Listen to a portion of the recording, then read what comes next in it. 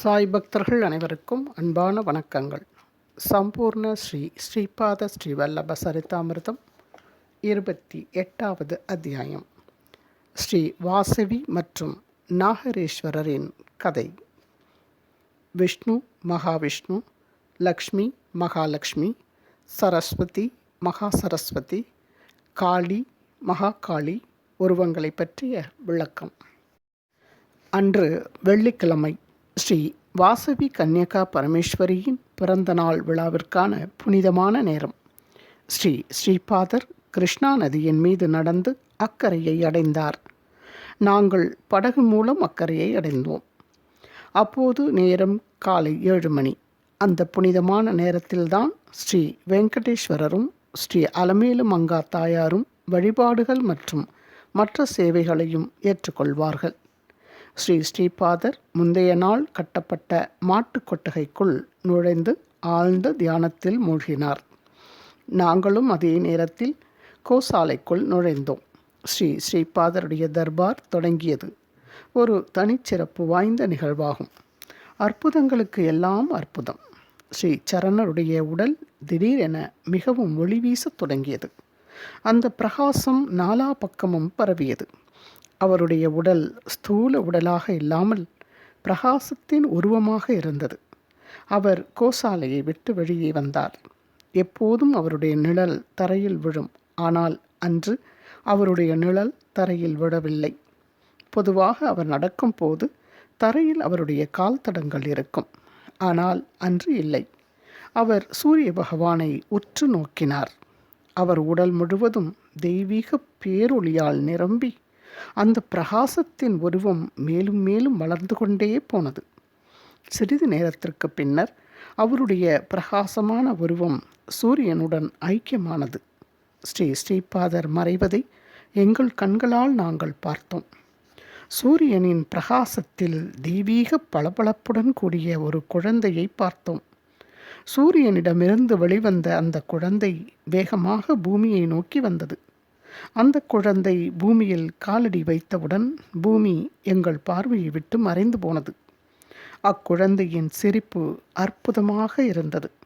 அக்குழந்தை சூரியனை தீர்க்கமாக பார்த்தவுடன் எங்களால் மீண்டும் பூமியை பார்க்க முடிந்தது. அவர் எங்கள் இருவரையும் மீண்டும் சூரியனை பார்க்கச் சொன்னார். சூரியனில் அழகு மற்றும் வசீகரம் பொருந்திய ஒரு தெய்வீக குழந்தையை கண்டோம். அந்த தெய்வீக குழந்தை பெண் உருவத்தில் இருந்தது. அவள் வசீகரிக்கும் சிரிப்புடன் பூமியை நோக்கி வந்தாள். அந்த தெய்வீக குழந்தையின் பாதம் பூமியை தொட்டவுடன் எங்களுக்கு பூமி மறைந்து போனது. நாங்கள் அவற்றை பிரமிப்பு மற்றும் ஆச்சரியத்துடன் பார்த்தோம். அந்த தெய்வீக குழந்தை எங்களை பார்த்து சிரித்தது. உடனேயே பூமி எங்கள் கண்களுக்கு தெரிய தொடங்கியது. ஸ்ரீபாதர் அந்த பெண் உருவத்தை மிகுந்த பாசத்துடன் தன் கைகளில் வைத்து கொண்டார். ஸ்ரீபாதருக்கு 16 வயது. அந்த தெய்வீக குழந்தைக்கு 3 வயது. அவள் பார்ப்பதற்கு ஸ்ரீபாதரைப் போலவே இருந்தாள். அவள் பட்டாடை உடுத்திக்கொண்டு விலை உயர்ந்த தெய்வீக ஆபரணங்களை அணிந்து கொண்டிருந்தாள். ஸ்ரீபாதரும் அந்த தெய்வீக குழந்தையும் மீண்டும் கோசாலைக்குள் நுழைந்தனர். நானும் ஸ்ரீ தர்மகுப்தரும் இந்த அற்புதமான காட்சிகளை ஆச்சரியம், உற்சாகம் மற்றும் பயத்துடன் பார்த்து கொண்டிருந்தோம். இவை அனைத்தும் மந்திரமா மாயமா என்ற சந்தேகம் எனக்கு எழும்பியது. என்னுடைய மன உணர்வுகளை உணர்ந்து கொண்ட ஸ்ரீபாதர் இடி முழங்குவது போன்ற குரலில், ஏ சங்கர்பட், இது மாய மந்திரமோ அல்லது ஏமாற்று வித்தையோ அல்ல. இது என்னுடைய குணம். இது என்னுடைய தெய்வீக மனநிலை. நான் ஒரு நொடியில் வானத்தை பூமியாக மாற்றிவிடுவேன். நான் எதை விரும்பினாலும் பிரம்மா என் விருப்பத்திற்கு ஏற்றாற்போல் உருவாக்கி விடுவார். பின்னர் அது படைப்பில் பல வழிகளில் வெளிப்படுத்தப்படும். கண்ணுக்கு தெரியாத இயற்கையின் குணங்கள் படைப்பின் உருவம் மற்றும் குணங்கள் வாயிலாக வெளிச்சத்திற்கு வரும். நான் பிரம்மனுடைய உருவம் என்று கூறப்பட்டால் நான் பிரம்மாவுக்கு படைப்பதற்கான அகத்தூண்டுதல் அளிப்பேன். படைக்கப்பட்ட உயிரினங்கள் மற்றும் பொருட்கள் அனைத்தும் சிறிது காலத்திற்கு நிலைத்திருக்கும். இது விஷ்ணுவினுடைய செயல்பாடு. விஷ்ணுவை துரிதப்படுத்தி அப்படி செய்ய சொல்லும் அந்த மகாவிஷ்ணு நான் தான். சரஸ்வதியும் மகா சரஸ்வதியும் ஒன்றல்ல. சரஸ்வதி படைப்பின் ஞானத்திற்கு தொடர்புடைய உருவம். சரஸ்வதிக்கு தூண்டுதலும் வலிமையையும் அளிக்கும் அனகாதேவிதான் மகா சரஸ்வதி. இந்த படைப்புகள் நிலைத்திருக்க தேவையான பொருட்செல்வங்கள் அளிக்கும் பொறுப்பு லக்ஷ்மியுடையது. லக்ஷ்மியை தூண்டி அதிகாரம் செய்யும் அனகாதேவிதான் மகாலட்சுமி. படைப்பின் சக்தியின் உருவம்தான் காளி. அனகாதேவிதான் மகா காளியாக இருந்து காளியை தூண்டி வலிமை அளிக்கிறாள். அனகாலட்சுமியின் உருவம். அனகாவுடன் தொடர்பில் உள்ள அனகாலட்சுமி தான் என்னுடைய தத்த உருவம்.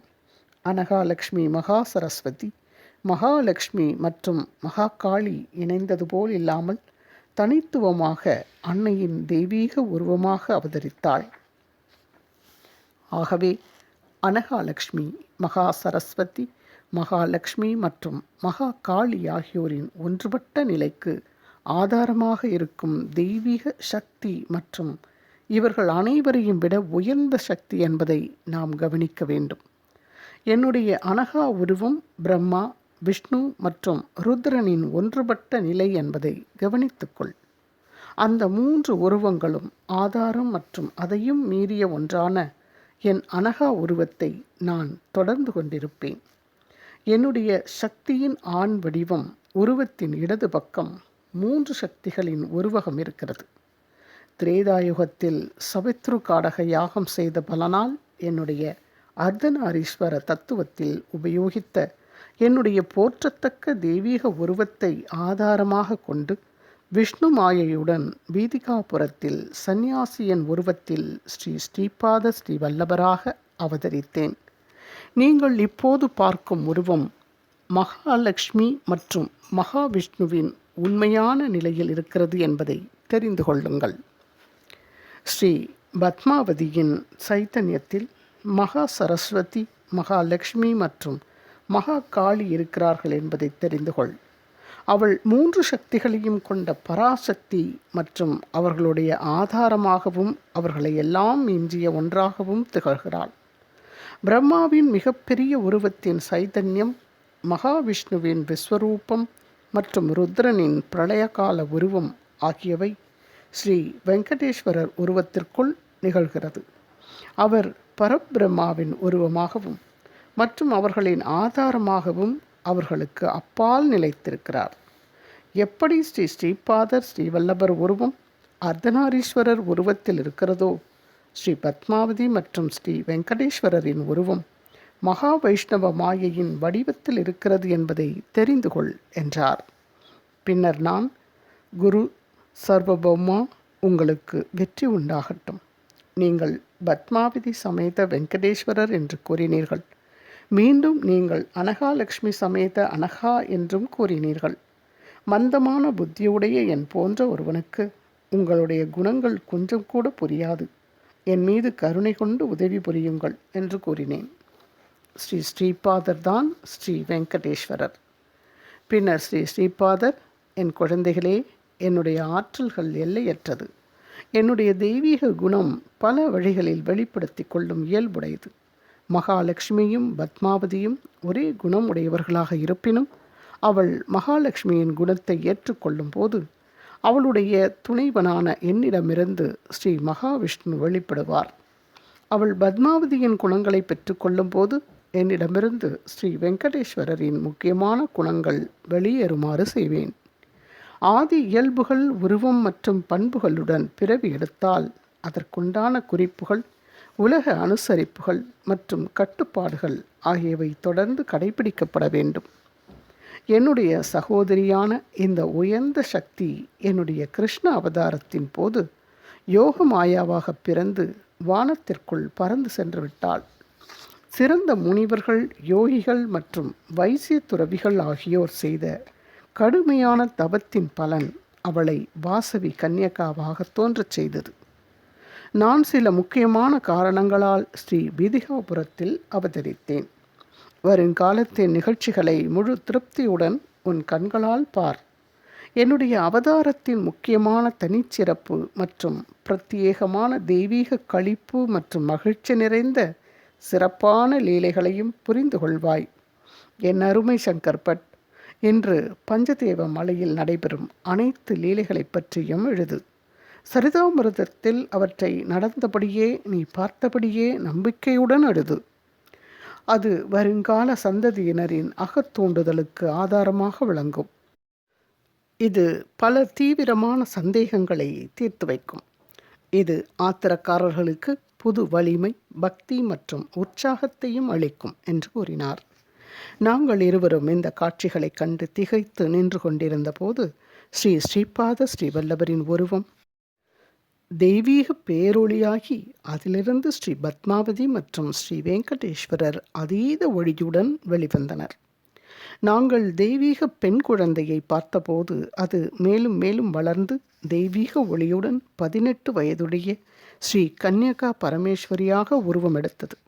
அந்த இடத்திலிருந்து கோசாலை மறைந்து எல்லா இடத்திலும் தெய்வீக ஒளியை பரப்பிய வண்ண ஒளிமயமான பூமண்டலத்துடன் ஒரு அற்புதமான மாளிகை தோன்றியது.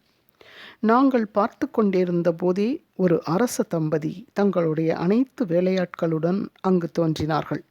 அது குசும சிரேஷ்டி தம்பதி என்பதை நாங்கள் அடையாளம் கண்டுகொண்டோம். நாங்கள் முந்தைய நாள் விவசாயியாக பார்த்த விருபாஷர் இன்று இளவரசன் போன்ற உடையில் இருந்தார். அவர் என்னை, ஐயா, முஷ்டியில் முஷ்டி வீர முஷ்டி என்றால் என்ன என்று கேட்டார். எனக்கு தெரியாது என்று கூறினேன். ஸ்ரீ வெங்கடேஸ்வரரின் உருவத்தில் இருந்த ஸ்ரீ ஸ்ரீபாதர், என் அருமை சங்கர்பட், ஒரு உருவத்தோடும் குணத்தோடும் இருக்கும்போது ஒருவரின் மரியாதைகள் மற்றும் ஐதீகங்களை கவனித்தாயா? அவை அனைத்தையும் முழுமையாக பின்பற்ற வேண்டும். நீ மெதுவாக அனைத்தையும் புரிந்து கொள்வாய் என்றார். ஸ்ரீ வாசவி கன்யகா உருவத்திலிருந்து கர்ஜனை செய்வது போன்ற ஓசை கேட்டவுடன் நான் பயந்து ஏதோ விபரீதம் நடக்கப் போகிறது என்று நினைத்தேன். இதற்கிடையில் அந்த குணம் அமைதியாகி வாசவியின் உருவத்திலிருந்து ஸ்ரீ வாசவி தேவி மற்றும் ஸ்ரீ நாகரேஸ்வரர் வழிபட்டனர்.